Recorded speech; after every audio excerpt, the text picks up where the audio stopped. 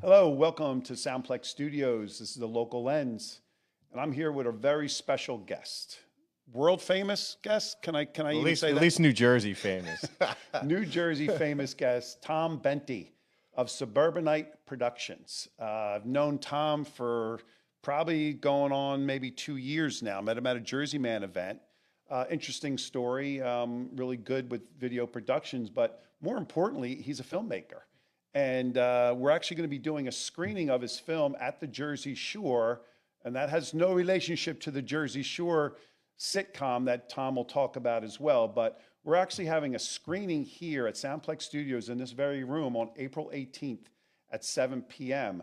There'll be a link to that on this at the end of this broadcast, so you can take a look and maybe get your butts in here. It'll be fun. We'll have some wine tasting, light hors d'oeuvres, and we'll do a film screening of Tom's movie. And then we may stop the movie halfway, and Tom can tell a little bit about how he made the movie, et That'd be cetera. cool. That would be Yeah. cool. Yeah, that'd be But really we're cool. gonna learn a little bit about him right now. Tom Bentey from Suburbanite Productions. Tom, you're a filmmaker, an independent filmmaker. That's exciting. And you live here in New Jersey.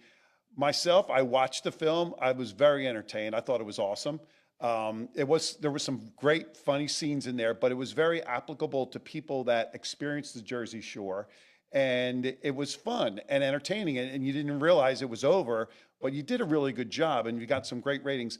Tell us about the origination of the story, what your part in the story was, because I know you did everything from screenplay, directing, producing, and acting. But tell me a little bit about the origination of the movie and when it started and how it all came about. And I'll kind of interrupt you now and again to ask you a little bit more deeper questions, but get us started on you and the filmmaking aspect of your career. Sure. Yeah. I started out strictly as an actor. I acted in college, independent films. Obviously, this is a long time ago. Very different in terms of technology and how things were produced. But I did have some acting experience both in theater and in filmmaking at that time.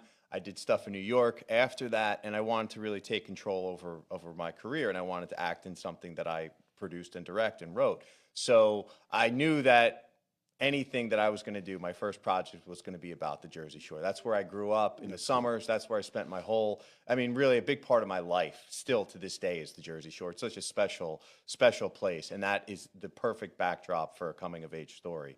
So I went to the New School in Manhattan, and I learned screenwriting, I learned production, I learned directing, and I had the idea for this guy that goes down to the Jersey Shore and writes about these different crazy characters. And I started writing the screenplay in 2005, actually even before I enrolled at the New School. And through the process at the New School, I really learned all the different aspects that go into making your first film. And in 2009, we were finally ready to produce and to get it done. And I hired a great production company called Urban Mouse Productions. And it's some things I really got lucky with. Getting a great crew was amazing. Getting the right actors was amazing. Getting a great producer was amazing. So thinking back, I met a lot of people that weren't good fits for my production and my career and my outlook. But in terms of picking the right people for that project, it really did all come together. It just really worked out fantastically. So 2009, we start filming. And tell me about the screenplay. Like, how long did that take? You had this thought in your mind, and Jersey Shore is very, inspiring, and you had a life down there, right? Didn't you live in Seaside? Still to this day. Yeah. My whole childhood, my whole life. It revolves around those 2 short months, July, August, in Exactly. Seaside. I mean, still to this day. Just like anybody from New Jersey Exactly. had that like childhood memories, Exactly. renting houses, but then spending the summers there. But how long did it take you from the idea of saying, I want to make this film, to completing the screenplay and to getting all these people in place? What's the time frame look like? Give us an idea of what that looks like. Started writing in 2005. We started filming in 2009. And throughout all those 4 years, it was really rewriting. Writing is the hardest part. It's incredibly difficult to take an idea, and I just have this idea. I want to make a movie, coming of age film about the Jersey Shore. And how do you fine tune that into an actual story with a beginning, middle, and end, with conflict, with tension, with character development, character arcs? How do you do that? And that's a very difficult thing to do. So it took a long time. Still, even to this day, I mean, I'm a better screenwriter now than I was back then, but still, screenwriting is incredibly difficult, and not that many people can do it in my experience. There can be a lot of great actors, a lot of great film directors, but for someone to have the actual discipline to sit down and to write a real screenplay, that's an art form. Did you do it every day, or was there a day of the week where you said, you know what, this Wednesday I'm going to spend 12 hours writing this, or was it a little bit each day? No, I'm not. Actually, for the most part, I try to write, if not each day, I try to schedule it out like at least per week. Like I want to make sure I get this done this week, and so on and forth. Actually, but at the end, I remember at the end of the Jersey Shore, right before we were about to film, I sent it off to a screenwriting professor that I had at the new school, and he gave me a bunch of feedback. And I remember I did kind of, and I normally don't do this, but I did like a binge writing where I just stuck in my room for like 12 hours, 24 hours, and I just rewrote the whole story in that final swoop. How many Red Bulls did you consume on that day? I just did it, man. I remember because we were right about to film, and I wanted to have a great screenplay, and he gave me all these notes, and I just stayed in my room and I did it. So you were also the producer, the director, and you acted. You had the star role in the movie. Yes. Now, when you're writing the movie, you're writing the part for yourself as well. So are you taking your personality, or are you just interjecting a completely different personality, or is this movie a lot like you and how you would act and be, within the premise of the story? Well, there's some similarities, but the character goes down to the shore with a very negative portrayal. That's right. He really doesn't like the shore. So what the hell's wrong with him? But that's the beauty of the film, is that through those experiences, he sees what it's really all about. Right. So that was very different. But in terms of some of the personality traits, I guess at the time, back then, nearly 20 years ago now, yeah, there's definitely some parts of my personality in the character, but the overall outlook of Joe in the Jersey Shore movie is really one from a very negative perception to a complete understanding of what it's all about. Yeah, that's kind of what it comes down to. Yeah. That was cool. And you had some pretty cool characters in the movie as well. And it had a nice speed to it. Like, it wasn't, you didn't really dwell on any one thing. It had a nice fast pace to the movie. And that's what the shore is like, right? That summer of the shore just goes by. So the time when you filmed the first scene until you completed the last scene, how long did that take to film the whole movie? So we started in 2009, I think August of 2009. We filmed, I believe, as much as we can up until, I think, after Labor Day. And then we had to take a break because the summer was over, and it was just, as a lot of people know, as soon as Labor Day comes, it's a very different environment. Yeah. And I think from what I remember, we were just all kind of just worn out. I mean, filming any project is incredibly labor-intensive, time-intensive. So we took the time off, and we watched a bunch of rough cuts. We had rough cuts put together throughout that winter. I remember going to screenings and have friends giving us feedback.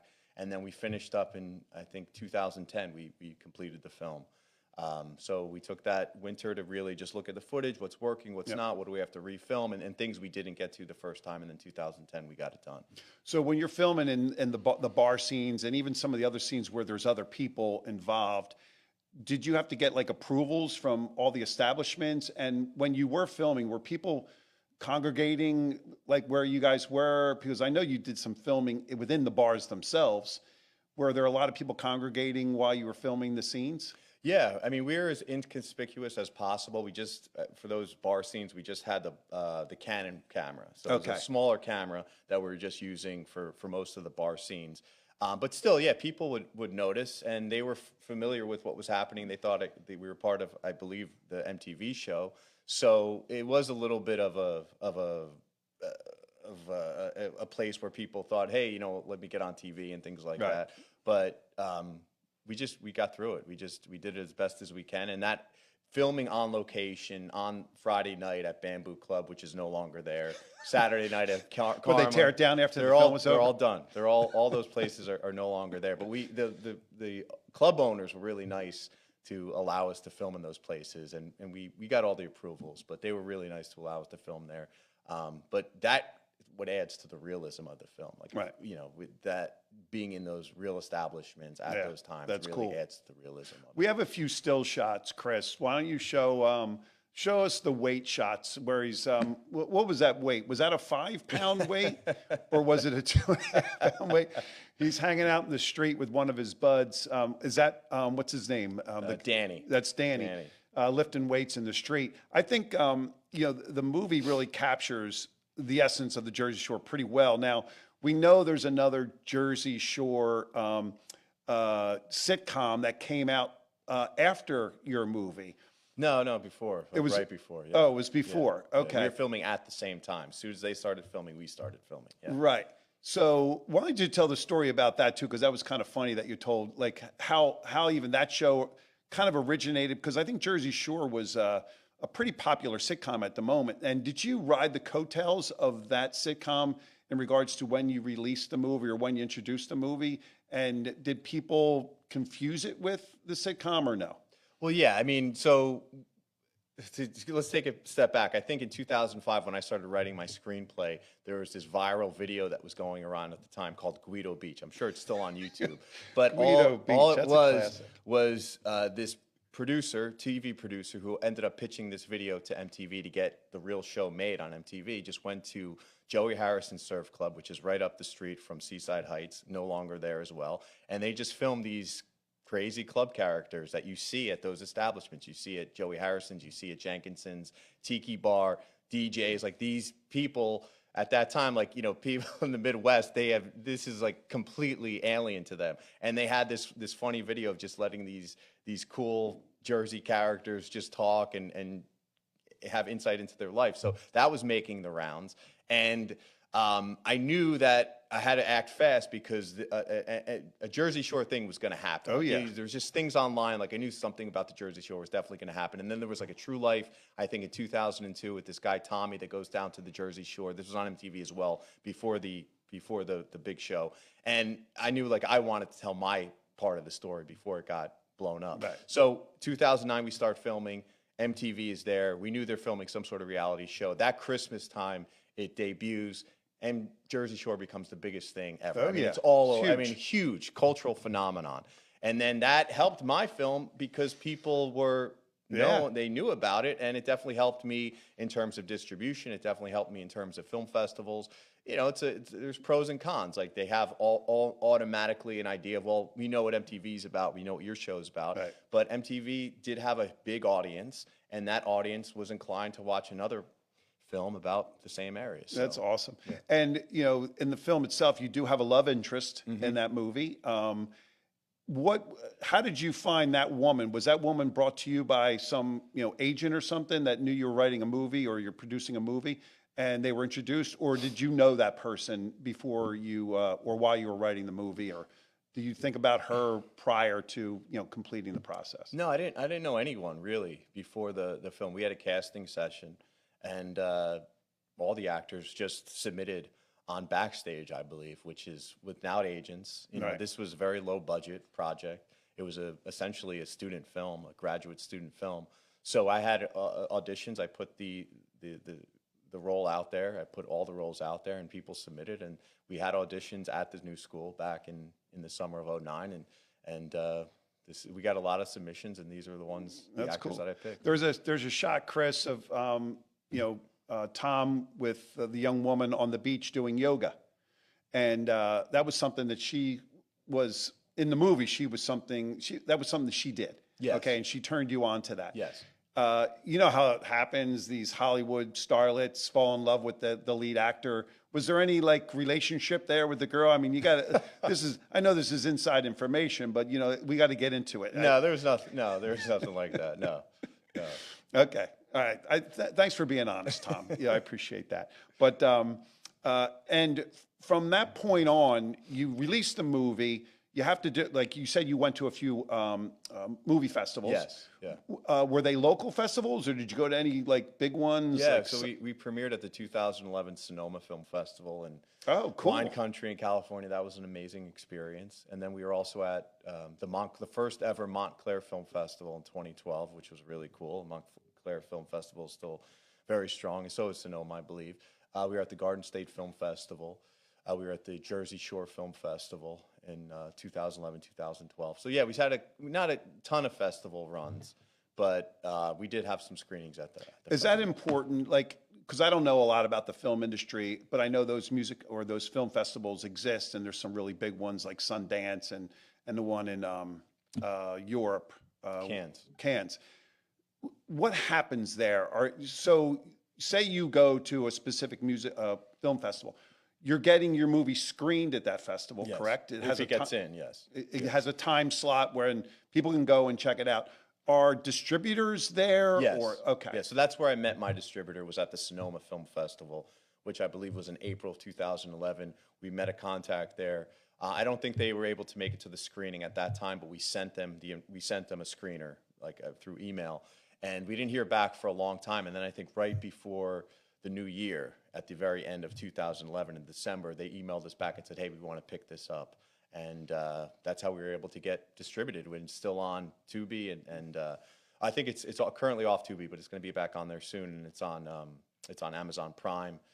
You can rent it on YouTube, you can rent it on Roku, things like that. So still to this day, it's out there, and more people are able to learn about it after all these years, and it's great. So so at the film festivals, it's a great opportunity still to this day, and on projects that I'm working on, to network, to meet network executives, to meet producers, to meet agents, to meet distributors, and that's what we did for this project. Yeah, because that film doesn't necessarily expire. I mean, I still watch The Godfather over and over again. So certain films, you can start promoting it now and get a lot of bandwidth from it. I mean, because even when we have this screening here, maybe someone that attends might look at this and say, hey, this is something we'll share with their friends, et cetera, et cetera. So with that being said, with Amazon Prime, how do if they're distributing your film, do they do any advertising, or do you say, I want to pay this much to advertise, and then you get a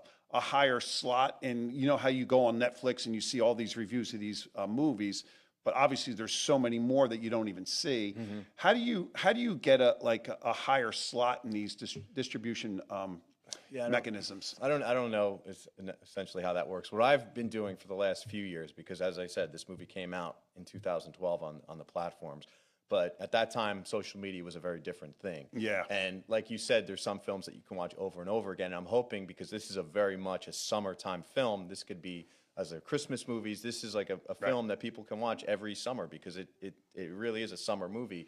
So for the last few years, now that we have TikTok and Instagram, I've been doing a social media campaign just to put it out there and to get people to go. So you're doing your own promotion too. Yeah. Oh, that's awesome. On social media. Yeah, that's great. And I'm really looking forward to having people here to watch the movie. But let's talk about something else as well. You've got another pilot out there. It's called the Cafone. Yes. Tell us a little bit about that movie, because I saw some of the clips that you sent me. That's really interesting. That's funny. It's got a funny piece to it, and you got some interesting characters in there. Tell the folks out there where that movie started, and where it's at today, and where it's going, and how it kind of fits in with what your direction is in the film industry. Sure. So that project was originally, the idea came to me from my uncle, who's a personal injury attorney in Edison. He's been a personal injury attorney in Edison for many, many years, very successful, very prominent, met a lot of crazy characters throughout his career, and he had this idea about this guy called the Cafone, which in Italian culture, it's Gavone, really, is how you pronounce it. Gavone, yeah. Okay. And that's someone who overeats, who kind of has no couth, has no kind of social norms, just does his own thing and doesn't really care about how other people perceive him. If you go to a buffet and you're bringing food back to your hotel room and not just eating the food there, that's like a Cafone, someone like that. I got to remember that word, Cafone. I know a lot of Cafones. Gavone. It's Gavone, yeah. But why do you say Cafone? Well, that's how it's spelled, but to pronounce it is like Gavone. Oh, Gavone. Okay. Yeah, Gavone. Gotcha. he had the idea, and I wrote the script, and he approved the script, and then I got another lucked out with great actors. When was the start of that? Like, when did you start writing that script for? So he Cafone? came to me, I think, in 18. Okay. And then we filmed in 19. We filmed the first episode in actually around this time of year, February, March 2019. And then we did a festival run with that. But the COVID happened, obviously, the following that's year. right, So bad a lot timing. of the festivals were just virtual, which is a totally different experience. But then in 23, we filmed another, an episode. And that was really good. And that's been doing really well in the film festival routes. We were at Soho Film Festival in New York, Big Apple Film Festival. We were at Marina Del Rey Film Festival in California. Nice. We were at a bunch of film festivals, winning awards.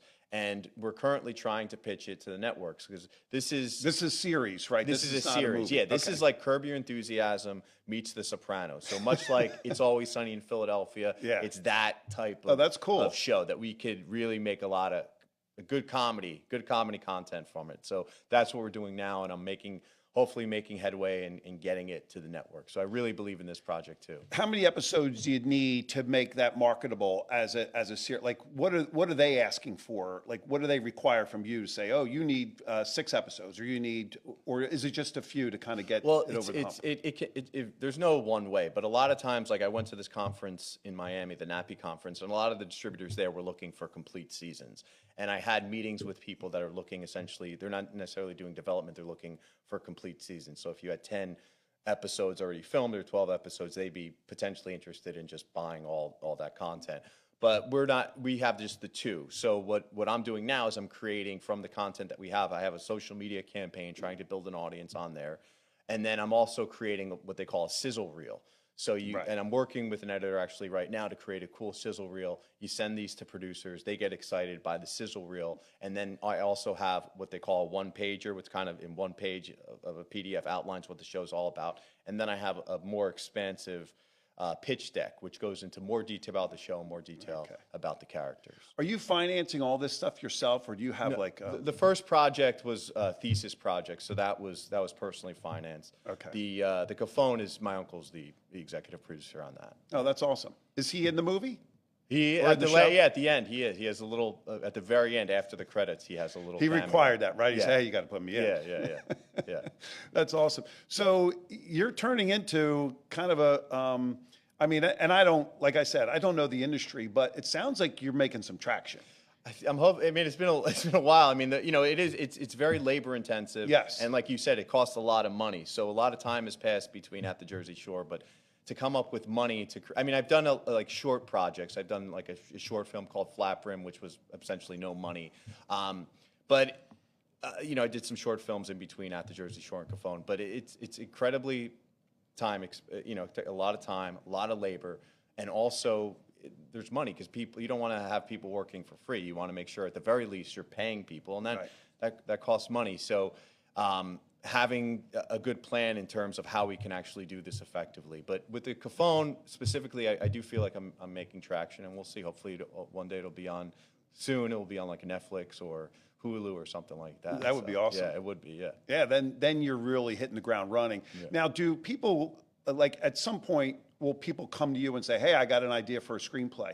Have you ever entertained like, folks like that might want you to kind of take something and run with it, or is the that Cafone was kind of like that with my Okay. uncle. But yeah, some other people have contacted me and asked if I would be interested in potentially helping them write a project. Yeah. Right. Have you ever gone to some of these big film production companies and said, hey, I want to work with you guys? Or is this something you feel, hey, I'm an indie filmmaker, I want to do my own thing and run my own show? I would consider, I mean, it all depends on circumstances, but I would consider working for a big production company. Yeah. For sure.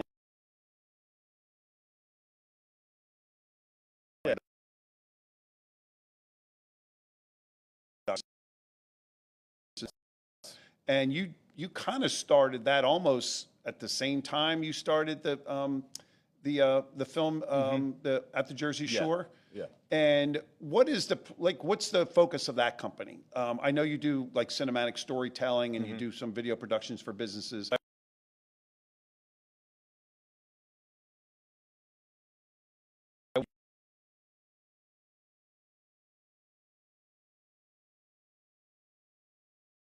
using a skill set that you've kind of, brought you to where you are now, especially with these this great film, and then you got this nice little series going.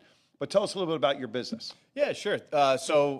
Right after, I founded the company in 2009 to make the feature film.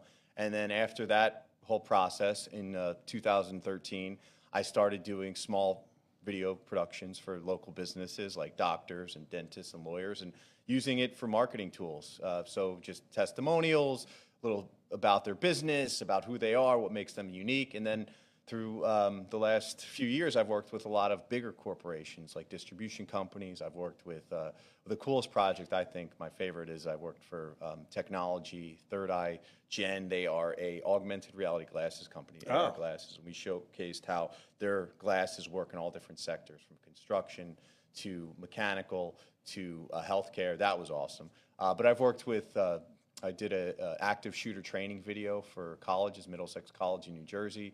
I've worked for JCS Distribution and showcased basically an overview video of like who they are, what they do.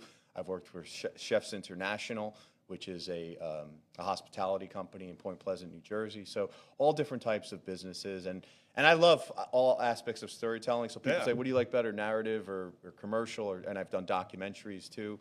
I love it all. I mean, I really just love the process of, here's an idea, let's flesh this out, and let's tell this visually, and all the aspects that go into pre-production when you're talking about the script development, you're talking about shot list, you're talking about finding locations, finding the actors, to being on set, managing that whole process with the actors and the lighting, and all that goes involved in that, and then post-production, and then taking all that footage and really telling the story a third time. So I love all aspects of production. I love telling stories. I could see that. Yeah. Maybe you can do a production here at Soundplex Studios. Let's do it. This is a cool let's spot. do it. Yeah. I did want to mention too, I listened to one of your podcasts, Tom Bentey podcast, about AI and the effect of AI. And you're kind of very in line with how I think about things. I mean, we can use AI as a tool, but it's never going to replace the human, like the originality of human beings, and being authentic. And I think in this day and age, and maybe you want to share your thoughts on that as well,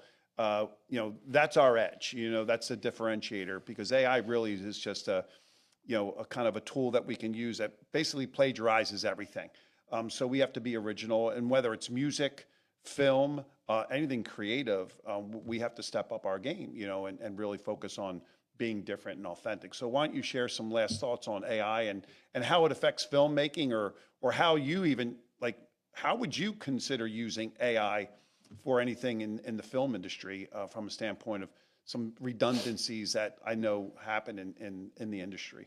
Yeah, AI is here. It's not going anywhere. So you have to embrace it the best that you can. Like I mentioned, I think you always are going to need the human element, but as a tool, it's unbelievable. Yes. I'm using it as a writer often, uploading scenes. Hey, what do you think about this? Is it working? Give me some ideas for brainstorming. What are some ideas I could use? I think, and that's been freeing, because I know a lot of the established filmmakers saying, "Oh, AI this." I don't have access to a team of writers that I could use in getting feedback like that. Traditionally, feedback, it's going to cost you at least $100. You're going to wait 2 weeks.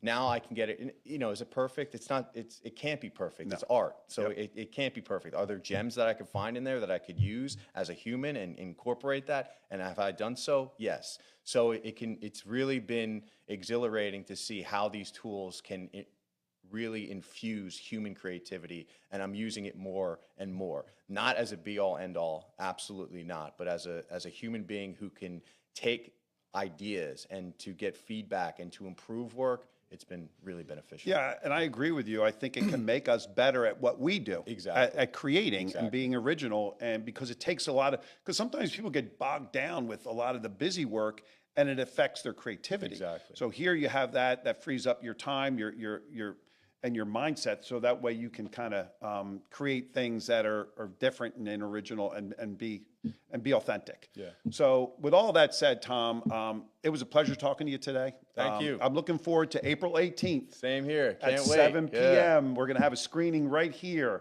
Kick off the summer. We'll kick off the summer at the Jersey Shore. Come on, what better way to spend your time than to come at Soundplex Studios, meet Tom Bentey, and watch his movie at the Jersey Shore April 18th. At the end of this broadcast, you'll see a link to the trailer of the movie itself, and then there'll also be a link to a QR code that you can buy a ticket for that event. So that's going to be a packed house. We're looking forward to it. And Tom, thanks for showing up today. I appreciate it. Thank you, man. George. Great Always a talking pleasure, to you. man. Good seeing you, sir. Good stuff, Good man. seeing you. Watch yourself. All right, awesome. Thank you, Chris.